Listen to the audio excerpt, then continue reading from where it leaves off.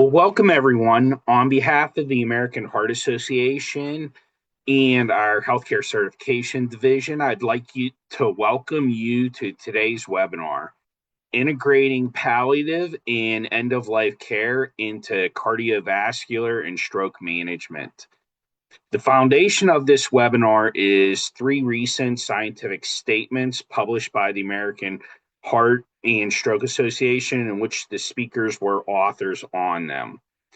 We especially want to thank our collaborating organizations, AAHPM, the American Academy of Hospice and Palliative Medicine, CAPC, the Center to Advance Palliative Care, and HPNA, Hospice and Palliative Nurses Association.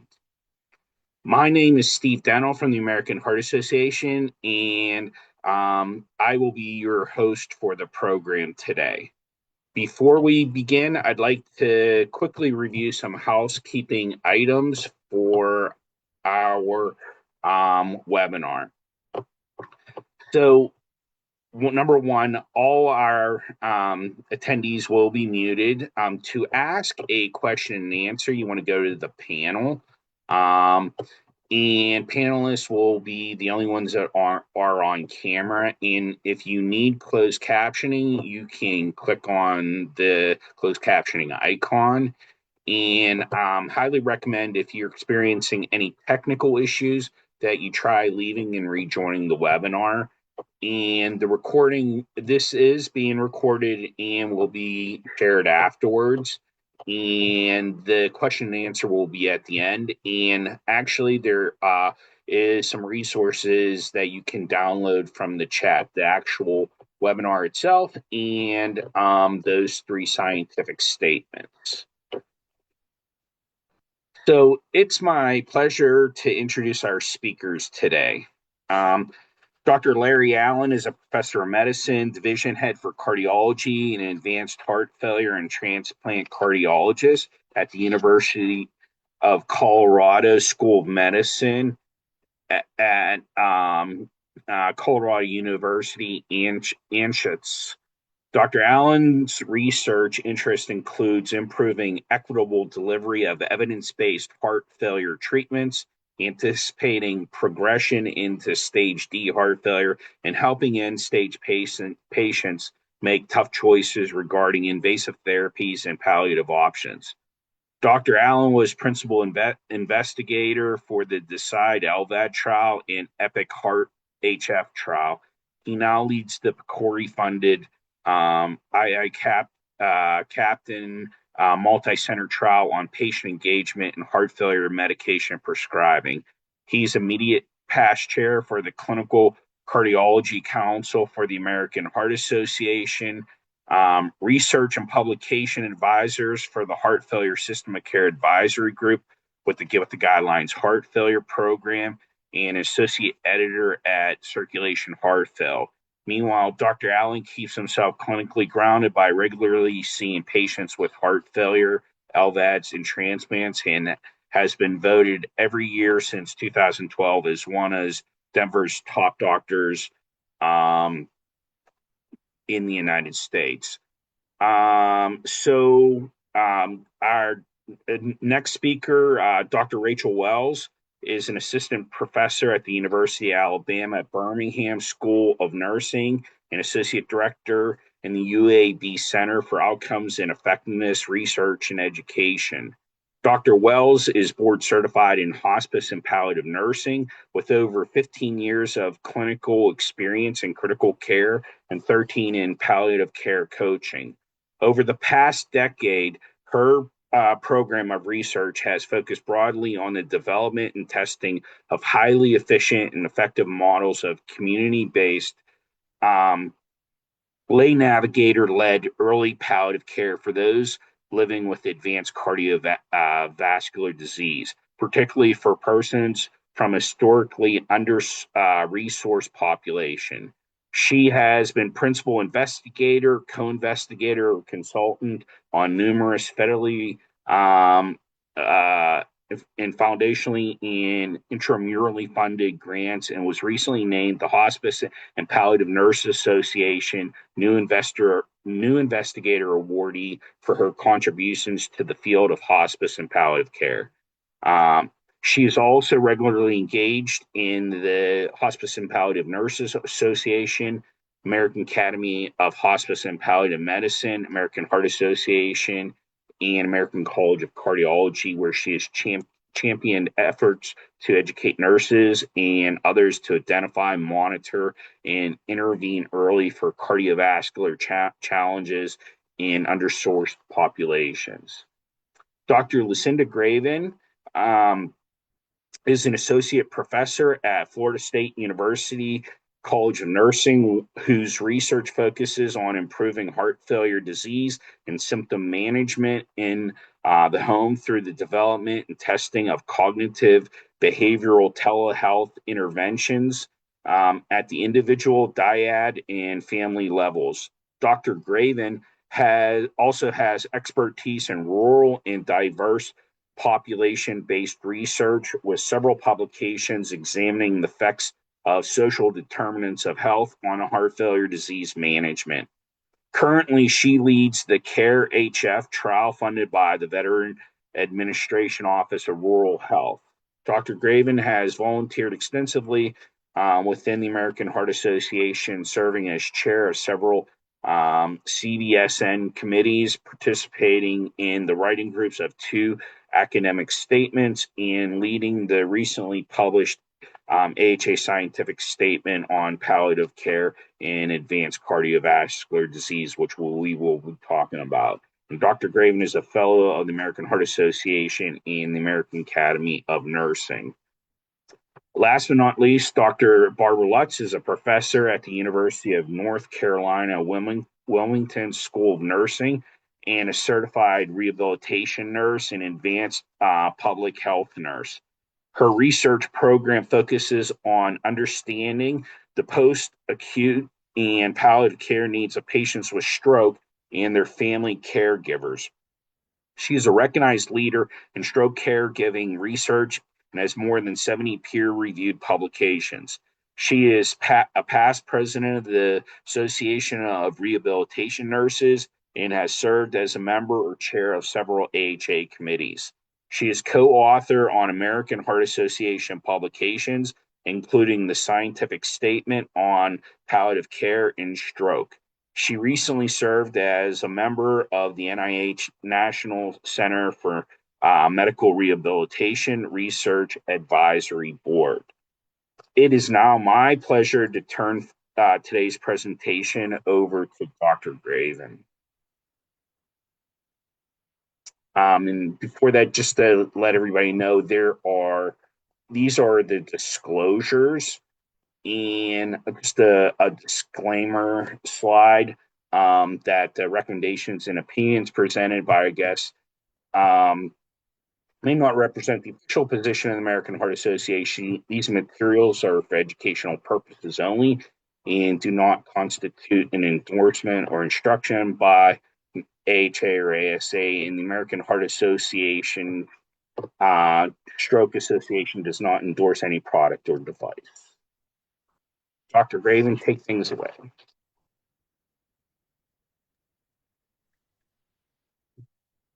Thank you. It's my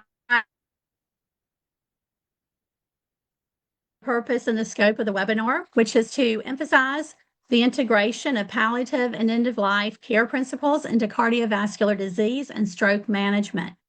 The learning objectives include understanding the foundational principles of palliative care, identifying clinical triggers for intervention, and exploring multidisciplinary strategies to improve patient and care outcomes. Participants will gain insights into ethical considerations, communication challenges, and practical implementation strategies. This session aims to shift the paradigm from viewing palliative care solely as end-of-life support to recognizing its role throughout the disease trajectory, enhancing quality of life, and aligning care with patient values. Next slide. I want to spend a few moments just going over a little bit of basic information on the definition and scope Palliative care, as we know, is a holistic, patient, and family-centered approach aimed at improving quality of life by addressing physical, emotional, psychosocial, and spiritual needs. It differs from hospice care, which is typically reserved for the final months of life when curative treatment is no longer pursued. Misconceptions still remain, particularly in cardiovascular and stroke care, where palliative care is often underutilized due to its association with terminal illness. In reality, palliative care can and should be integrated early in the disease trajectory alongside curative or life-prolonging treatments. This proactive approach helps to manage symptoms, reduce stress, and support informed decision-making throughout the continuum of care. Next slide. So why cardiovascular disease and stroke? Cardiovascular disease and stroke remain leading causes of morbidity and mortality globally. According to the 2025 AHA CVD and stroke statistics that were gathered between 2017 and 2020, approximately 127.9 million U.S. adults, that's about 48.6%, have some form of CVD, with these projections suggesting that this number could rise significantly, affecting upwards of 61% by 2050. Advances in treatment have extended survival of advanced CVD and stroke, but often at the cost of increased symptom burden and complex care needs. Prognostic uncertainty is a hallmark of advanced CVD and severe stroke, complicating decisions about interventions and goals of care. Patients and families frequently face unpredictable trajectories, requiring flexible and responsive care models, underscoring the importance of integrating palliative care principles early to address multidimensional needs, improve communication, and ensure goal concordant care across diverse care settings. Next slide. So the National Consensus Project identifies 8 domains of comprehensive palliative care. And of course, this is from a palliative care standpoint. And these 8 domains translates into 4 key areas that we believe is applicable to cardiovascular care: symptom management, emotional and psychosocial support, spiritual care, and advanced care planning. Symptom management addresses issues such as pain, dyspnea, or shortness of breath, fatigue, depression. All of these are prevalent in advanced CVD and post-stroke populations. Emotional and psychosocial support helps patients and caregivers cope with identity changes, anxiety, and role shifts. Spiritual care acknowledges essential distress and fosters hope and meaning, which are often overlooked in clinical practice. Advanced care planning ensures that treatment aligns with patients' values and preferences, promoting autonomy and reducing decisional conflict.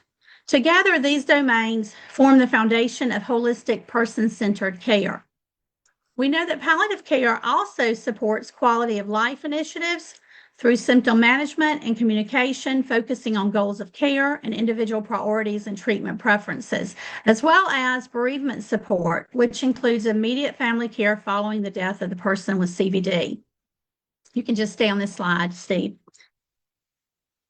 Looking at palliative care across the CVD spectrum, and this particular figure comes from the scientific statement that I led, you will find that there are 4 essential and intertwined components that make up and support the palliative care domains.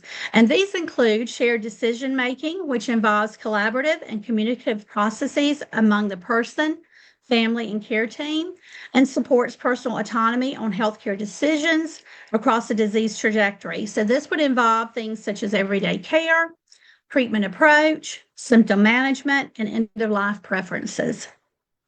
Another key piece is age-friendly care, which refers to the inclusive and receptive care that is provided to older adults and incorporates the 4 M's. And in case you're not familiar with what the 4 M's are, they include what matters, medication or polypharmacy, mentation, and mobility.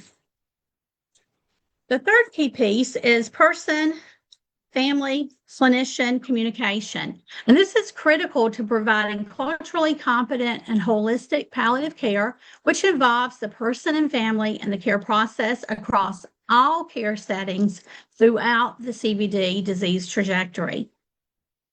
And the final important piece, of course, is advanced care planning. And this involves communicating with individuals and others initially, promptly, and continuously to address future healthcare needs, current healthcare needs, and preferences. Now, this time, I'll turn it over to Dr. Wells. Thanks. So now that Dr. Gavin has described holistic, comprehensive, patient, and family-centered domains of palliative care, you might be asking yourself which patients may be most appropriate for palliative care or benefit optimally from a palliative care referral, and when should you refer? In what setting should that actually be delivered?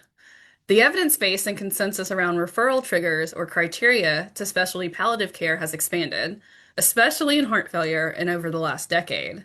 However, there is no standardized tool to determine which patients may benefit from specialty palliative care consultation or the appropriate timing or intensity of palliative care involvement.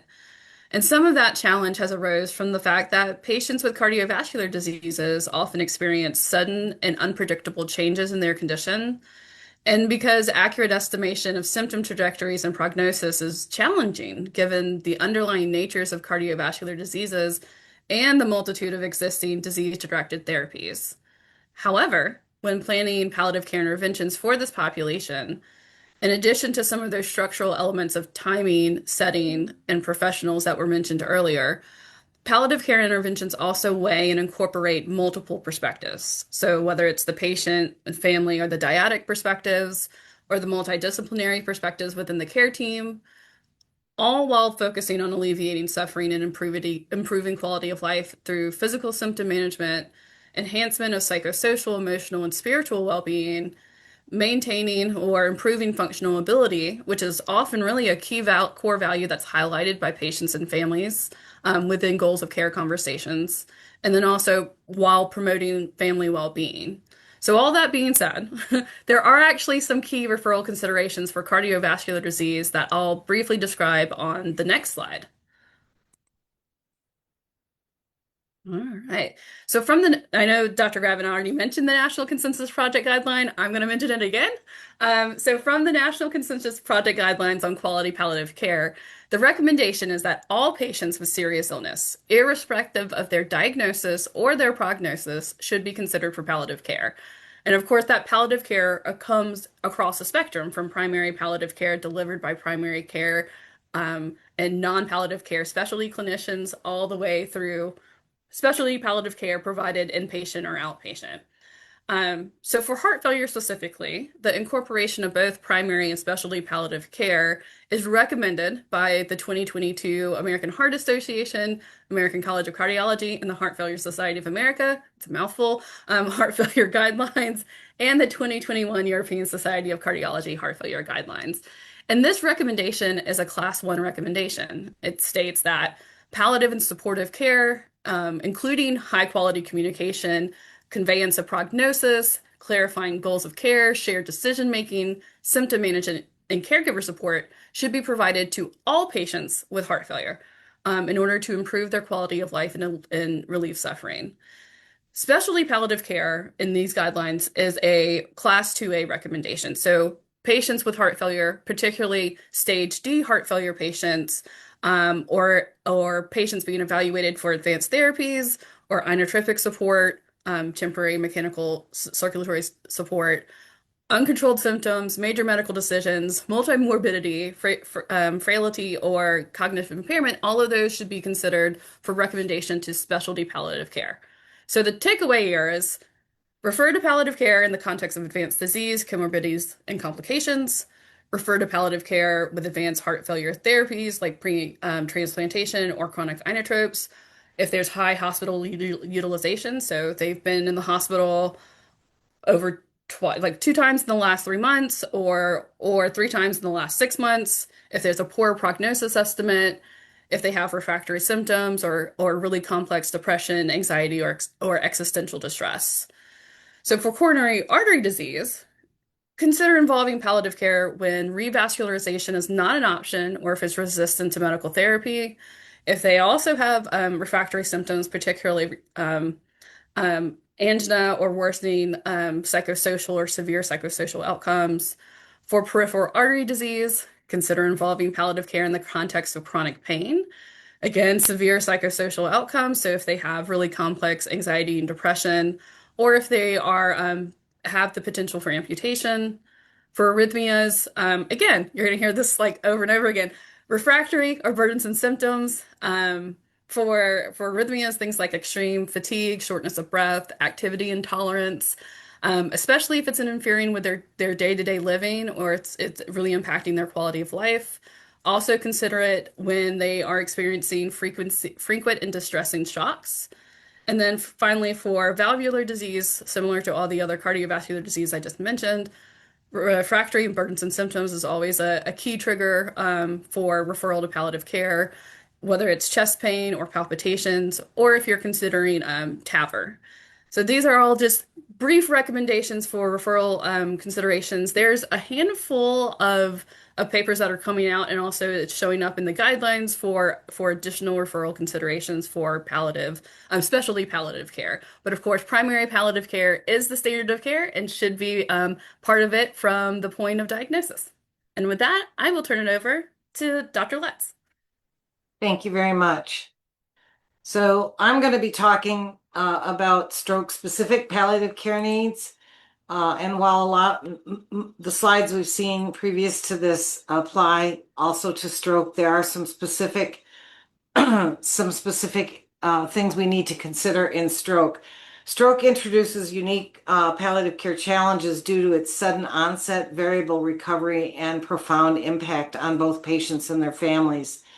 The post-stroke trajectories include phases such as diagnosis, treatment, stabilization, preparation, adjustment, and adaptation. And each of these require tailored support depending on the phase of the trajectory and the level of recovery the patient is experiencing. So you can see in that the figure on the top, patients will recover at different rates, and functional recovery can have a huge impact on how well the patient and family do throughout the trajectory, as well as quality of life. And prognostic uncertainty complicates this trajectory and decision-making along the trajectory. And so we have to be really skilled in our communication and have flexible care plans to address the uncertainty that the patients and our families are facing. And this is one of the most troubling aspects post-stroke for patients and their families. They can't make decisions. They have trouble making decisions when there's uncertainty about what the trajectory or the recovery timeline and is going to look like. And then the second figure, the lower figure, is the model of total pain or suffering, and it conceptualizes the four domains that were discussed earlier, the areas of physical, emotional, psychosocial, and existential or spiritual suffering. And stroke can cause distress for both patients and families in all four of these domains. So we need to make sure that we're not only addressing what the patient's needs are, but that the family and the caregivers' needs are. And there are interventions that have shown promise in improving quality of life and reducing emotional distress for patients and families. And that that model is shown very clearly in the paper. So I would encourage you to take a look at the paper so you can really see how it's conceptualized there. But it highlights the need for integrated stage-specific palliative care strategies in stroke that are concordant with the patients' and families' goals of care. So palliative care referral considerations that are more specific to stroke using the same model that we saw a few slides ago. Stroke palliative care focuses on intervention planning with a goal on improving quality of life and reducing troubling symptoms. Structural elements focus on the timing, the setting, and which professions should be involved. Patients and their families should be assessed at regular intervals and whenever the patient's status changed to determine unmet needs in the four domains. And stroke, like the cardiovascular illnesses, is a life-changing event for many, if not most patients and their families, and can also be life-limiting. So palliative care should be considered early after the stroke is diagnosed. The comprehensive assessment should include assessing the patient's and family's understanding of the current condition, what are their values and preferences for ongoing care, and what are their hopes and fear, and what are the potential trade-offs for different treatment options. Goals of care and shared decision making for both the patient when they're able and the family need to be stressed. This is really important, and the information should be tailored and honest about the illness. And we often don't know what the prognosis is going to be. Some patients do really well when we may not expect them to, whereas others may not do as well. So we really need to be honest about that and provide treatment options to the patient and family. And these may include time-limited treatments such as intubation or tube feedings for patients, but recognizing that if the patient doesn't do well on those, that there could be another decision that has to be made down the road. Again, treatment recommendations need to align with the goals of care and include shared decision making. And we need to address the grief and loss that comes with these changes that the patients and families are feeling. And often these families experience this concept of ambiguous loss, which is really loss of you, me, and us, or loss of the relationship, loss of connectivity, loss of support, and loss of future plans. And so we really need to recognize the amount of loss that these families and patients are feeling as they go through the stroke trajectory. Next slides, please. Next one. So now I'm going to shift a little bit and talk more generally about disparities in access and outcomes. We know that there are significant racial and ethnic disparities in palliative care access and outcomes for patients with cardiovascular disease and stroke. Minority populations are less likely to complete advanced directives. They're less likely to receive hospice care or to transition to comfort measures. This is often due to systemic inequities and implicit bias, and also due to fear of the patients and families that maybe they're not receiving the highest level of care. So we need to be aware of some of the fear that sometimes these patients and families are facing. Hospital level practices and structural factors can further exacerbate these gaps. And so it's important that we have culturally tailored interventions such as bilingual patient navigators and community-based telehealth or teleconsultation programs. These have demonstrated effectiveness in improving engagement and equity.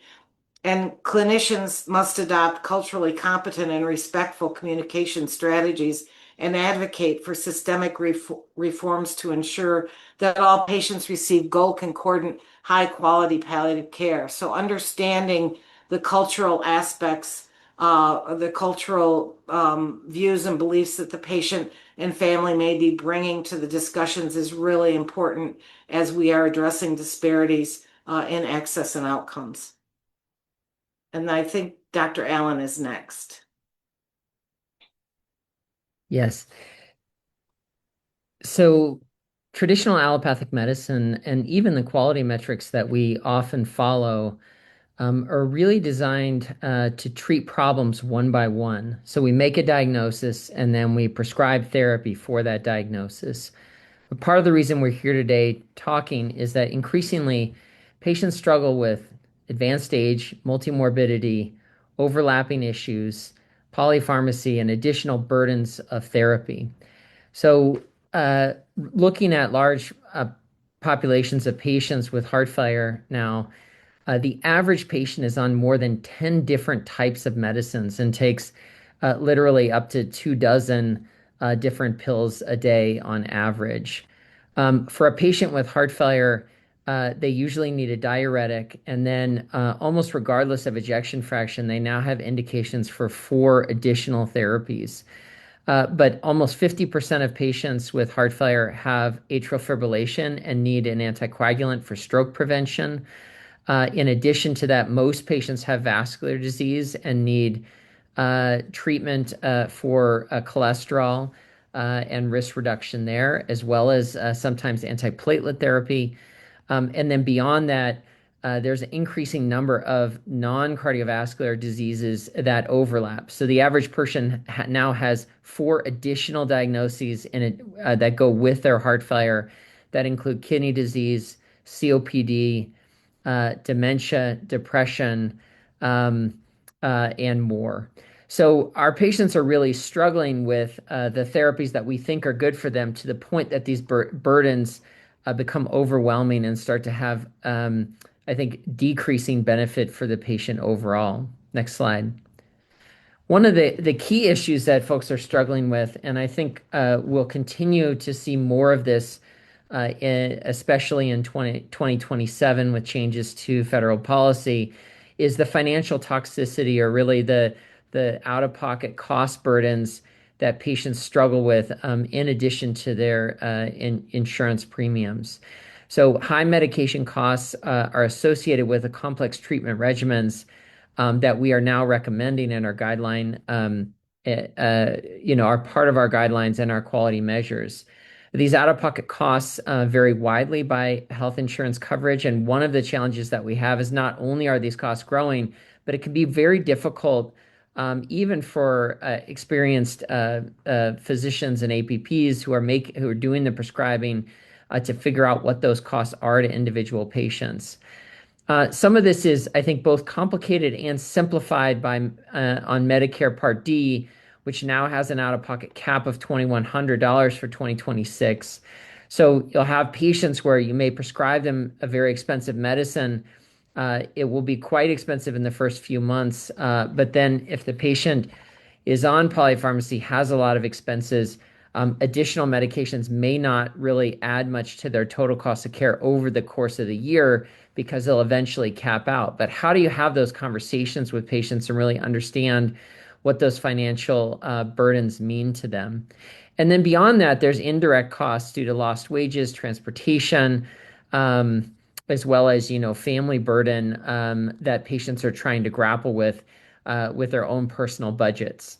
So transition to hospice is usually associated with significantly lower costs, and even just engagement in palliative care to think about medication deprescribing can be particularly helpful.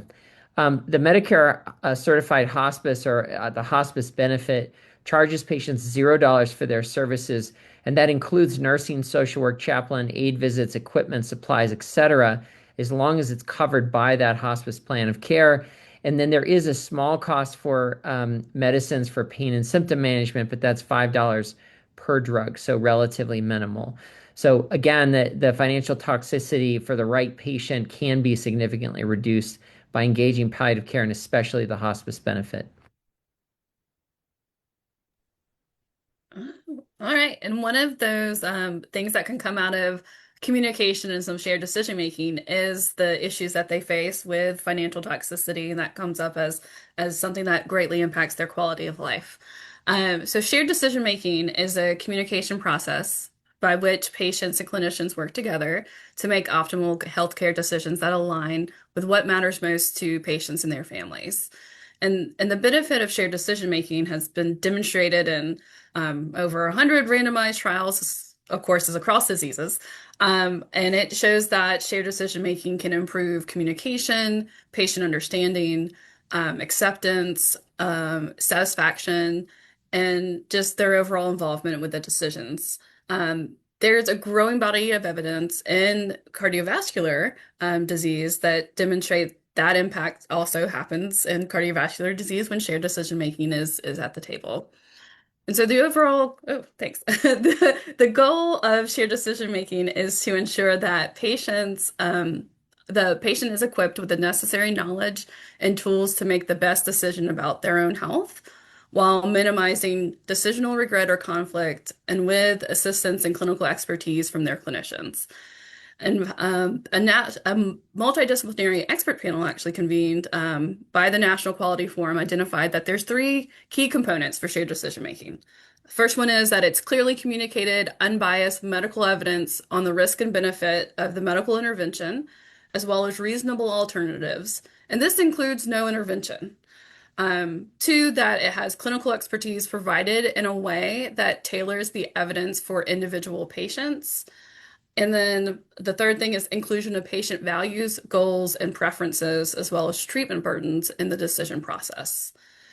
And in some cases, and for some more complicated shared decision making may include multiple interactions, including the involvement of the patient support network, whether it's family, friends, or other healthcare clinicians, along with the relevant information and clinical expertise. And just to note, models of shared decision making can vary in scope and context.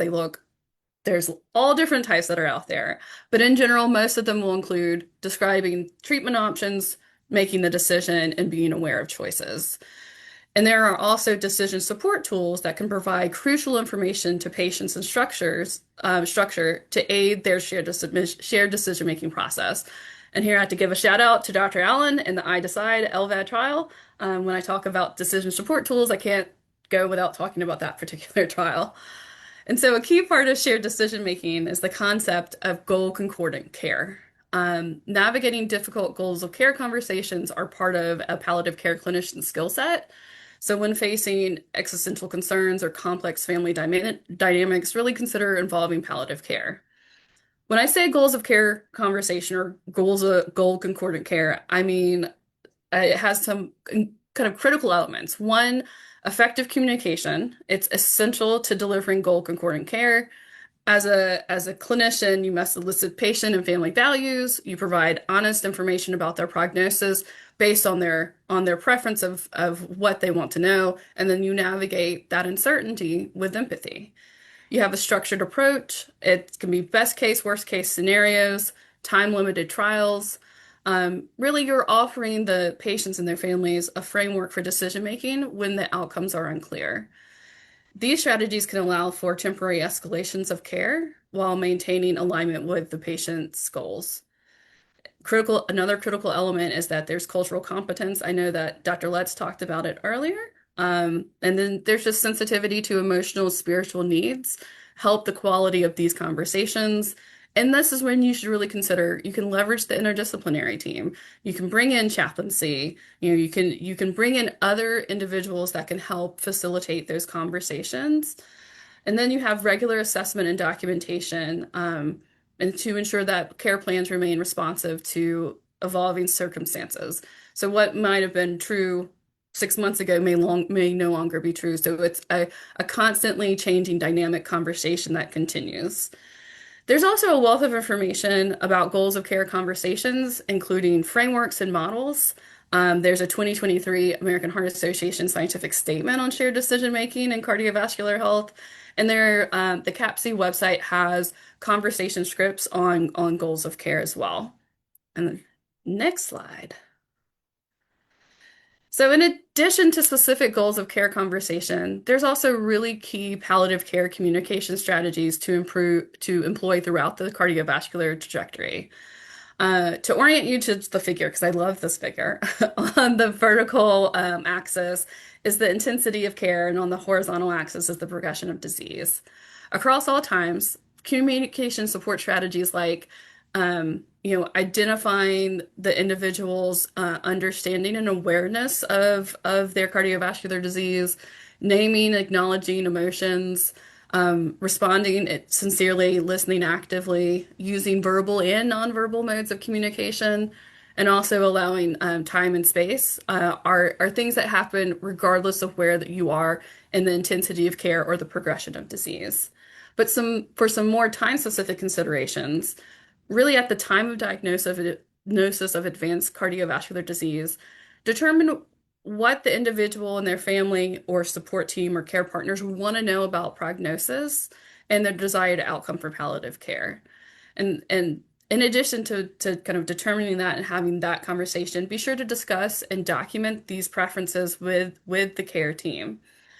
And then as they experience exacerbations or deterioration and related hospitalizations, share information guided by these preferences. You have to find the balance between providing truth and balancing hope with the anticipated trajectory.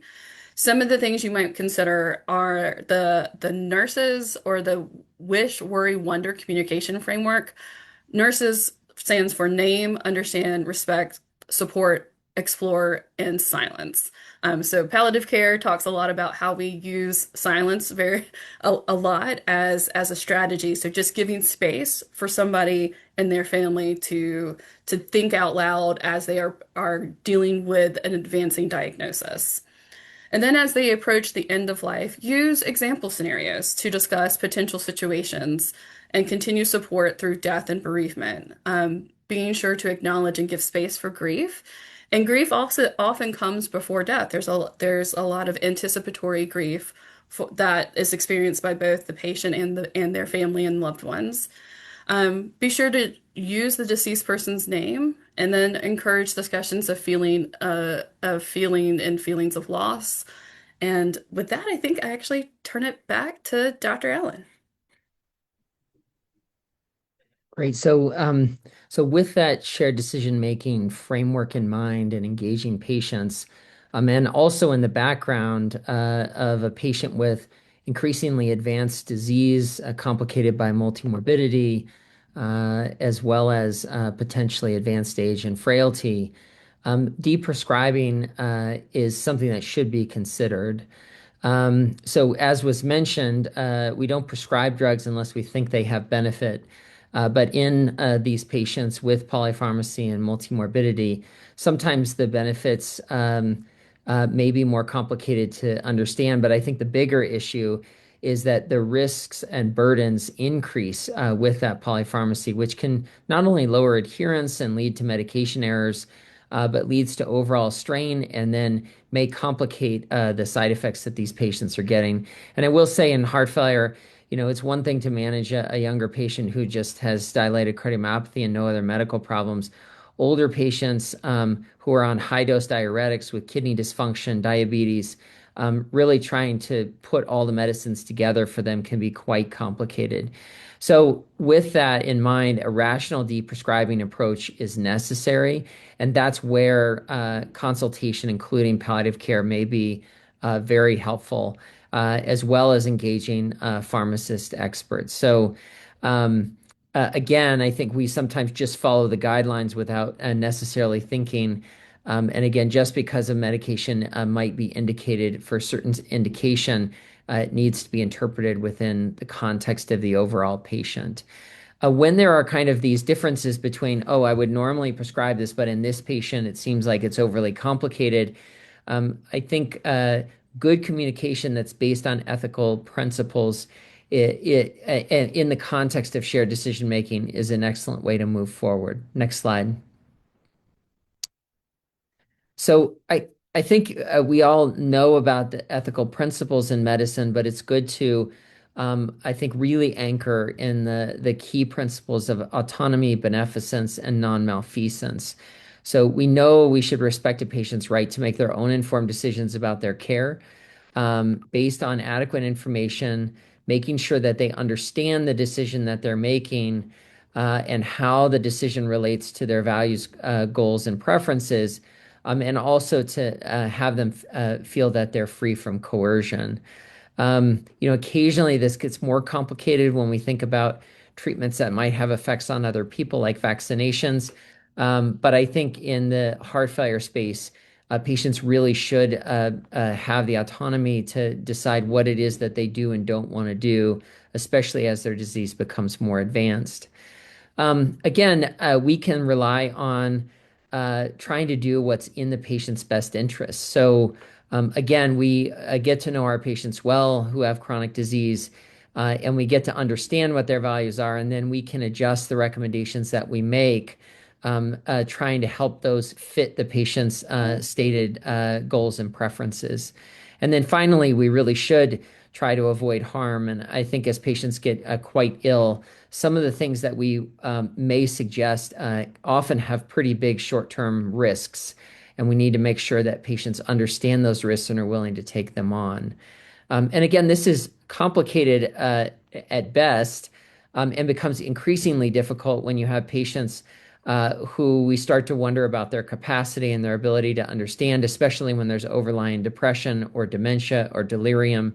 And then when there's disagreement between family and clinicians about what the best medical options are, this can get quite messy. Next. So I just wanted to highlight a couple of challenges that sometimes I see.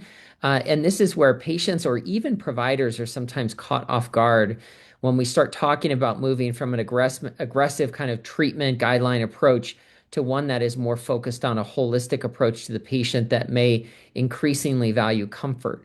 So we have patients who are emotionally invested in their treatments. They may say, yeah, I'm willing to consider moving to a more comfort approach or even hospice. And then not infrequently, I'll say, well, you should deactivate the defibrillator or shock treatment on your ICD. And patients will say, no, but I don't want to do that. It makes me feel comfortable. So there you have a patient who really is saying their overall approach to care is now becoming less aggressive.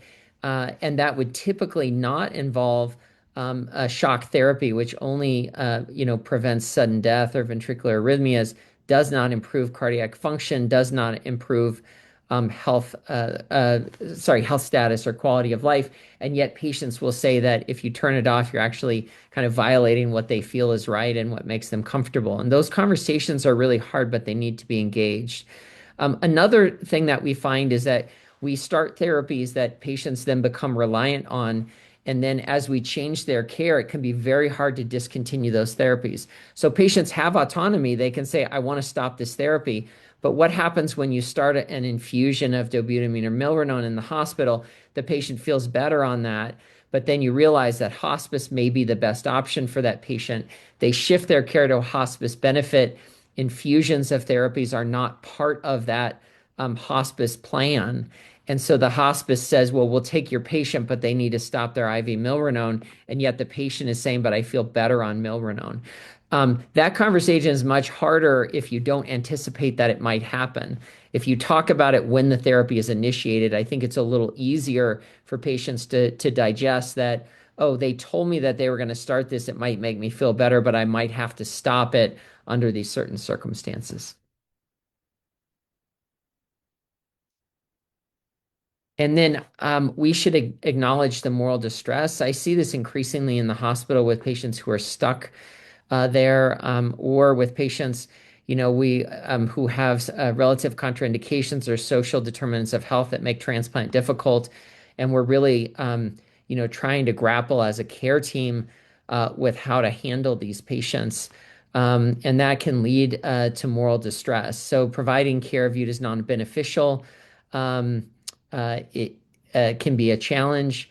Being unable to relieve suffering because of, financial issues or lack of insurance, I think is really challenging. We'll see more of that. Feeling pressure to follow orders or metrics that conflict with our professional values. Often we recommend that patients consider GIP hospice, and sometimes there's confusion about whether that's the best approach for the patient. So what I would say is recognize that these are happening every day in your hospital.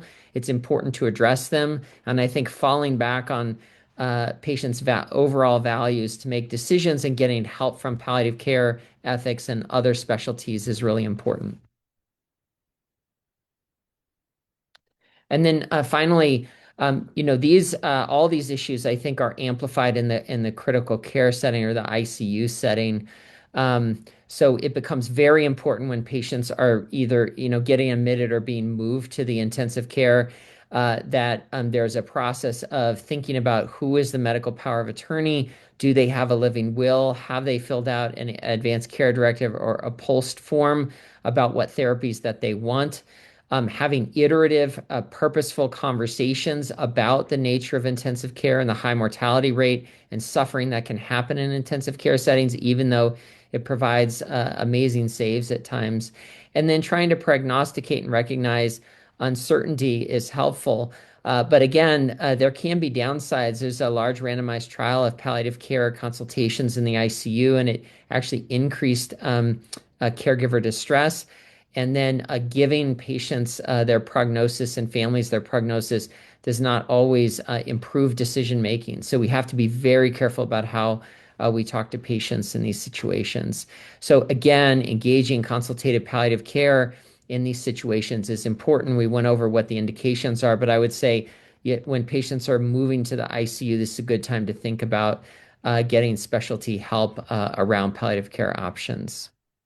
And then again, we've been engaging GIP hospice in some of these patients when they can't be de-escalated and sent home on hospice. So I'm just going to talk quickly about post-acute care and palliative care. We've heard that palliative care should cross the trajectory across the care continuum through to when patients get home. It shouldn't just be in the acute care setting. But just because a patient has palliative care doesn't mean they don't qualify for other post-acute care treatment, particularly rehab. So it's really important that we understand that patients should be evaluated for their ability to participate, their eligibility and ability to participate in either cardiac rehab or stroke rehab at the in acute rehab or subacute rehab. This is determined based on their need and their ability to participate. And we should always refer patients to rehab if they qualify, because that can improve their quality of life. There are also community-based palliative care models. Dr. Wells talked a little bit briefly about this in an earlier slide, but there are several that have been tested in heart failure, and we should be looking at those models for other cardiovascular illnesses as well as stroke. These are typically interdisciplinary, often led by specialty trained nurses and or social workers, and this can really help address the needs of patients and families when they get, when they're not in the hospital. It's important to refer people to counseling and or support groups, and this needs to be age appropriate. A lot of times our support groups are can be focused on an older population, and particularly in stroke, we see a lot of younger stroke survivors and their families, and the support needs to address the 4 domains we've talked about. Social media groups can also be good, like a Facebook group, but they should be well vetted before referring. And then the American Heart Association has some great resources on their website for patients, caregivers, and professionals that can help you addressing unmet needs with families and caregivers. Great. So most people on the call are familiar with hospice. Obviously, this is an approach to care as well as a benefit that is appropriate for patients who have less than 6 months to live, who are really struggling with symptom management. It also has an increased focus on family counseling and then bereavement care. Next slide. The majority of hospice care in the United States is actually provided by Medicare under the hospice benefit. For medical certification, a hospice doctor and regular doctor must certify that a patient is terminally ill, meaning that the expectation is that the patient should live less than 6 months. And if many patients with chronic disease who are not dying are placed on hospice, there have been, investigations of fraud around that. So there should be some general feeling that the patient will die in the next 6 months. Patients must choose this, and they need to understand that there's a major change in the focus of care from treatments that are designed to cure to really comfort-focused treatments, and that many treatments may not be covered by the hospice agency under the hospice benefit. And so patients don't get to just choose what they want. And I think anticipating some potential conflict around stopping certain therapies can be helpful. Patients must sign a statement this is entitled to patients under Medicare Part A. And then the agency for Medicare benefit, they just need to be certified. Next slide. And then I already talked about this, but hospice services really do provide, I think, a wraparound care for symptom control. Greater than 90% of hospice actually occurs at home, although at some point, many of these patients do end up in the hospital because they can't be managed at home or in an agency. So 18% of hospice benefits, hospice patients eventually get some hospice in an inpatient setting. And timing is really hard in heart failure because of the uncertainty of the disease. So we don't want to send patients to hospice and have them get one day of benefit, but again, we don't want to send them to hospice and realize that they're there 12 or 18 months later. All right. So now that everybody's super excited about palliative care and throughout cardiovascular disease, we now kind of have to talk about implementation and workforce development. And if everybody who had unmet need was actually sent to especially palliative care, we wouldn't have enough manpower to cover that need remotely. And so that's why we have really advocated for primary palliative care provided by primary care and non-palliative care specialty clinicians. Um, and inevitably the question becomes, well, that's great, but how do we actually do that? And there's lots of screening tools out there available to help support you. There's, of course, the surprise question is, would you be surprised if this individual died within the next 6 months? And if the answer to that is no, probably need to be thinking about doing some palliative care for that individual. There's the support checklist, and all of these help aid individual clinicians to identify people who would benefit from palliative care. There are workforce shortages not only in palliative care, but across the whole spectrum, primary care, nursing, specialty care.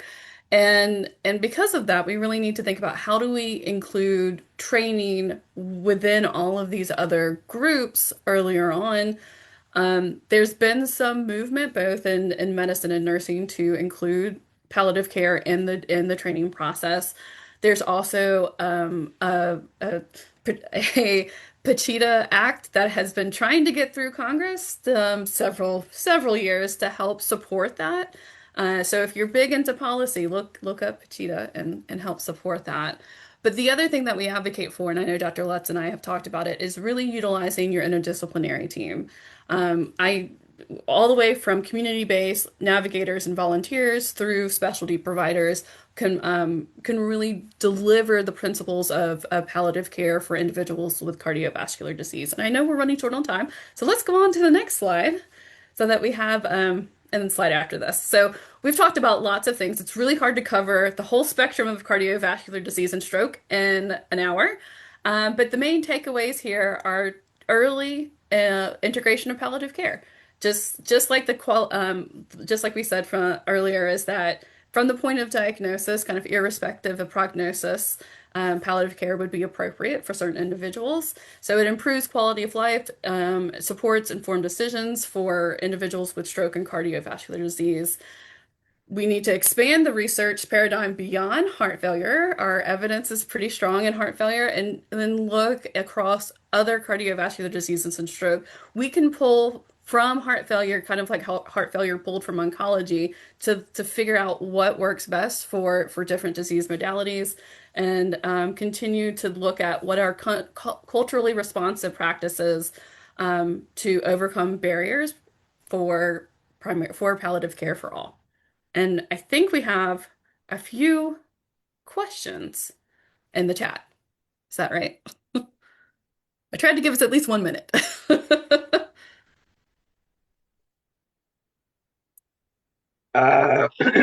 Yes.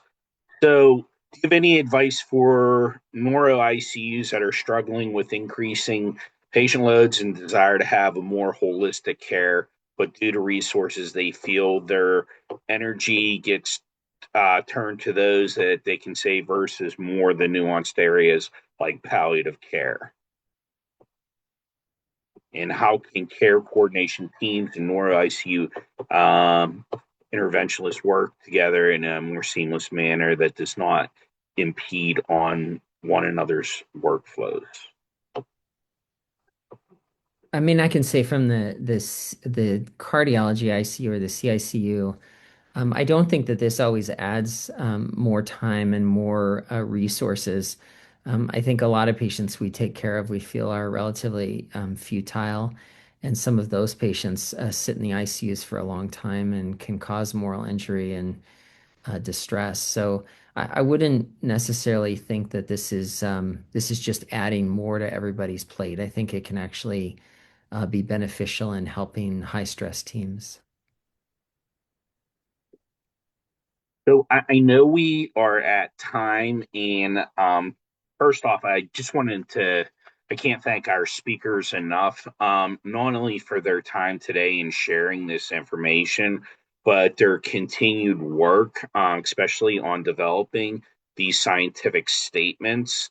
And I also, again, want to acknowledge our collaborators, and here is their information to access their websites for AHPM, CAPC, and HPNA. Um, they really have a lot of phenomenal resources that can address a lot of the things that we were talking about today. So I would highly recommend you visit that. And if you are a hospice organization that has a heart failure program, there is an opportunity to become certified by the American Heart Association. So please visit our website. Again, I want to thank all the participants, as part of this webinar, and we will close things out. Thank you very much.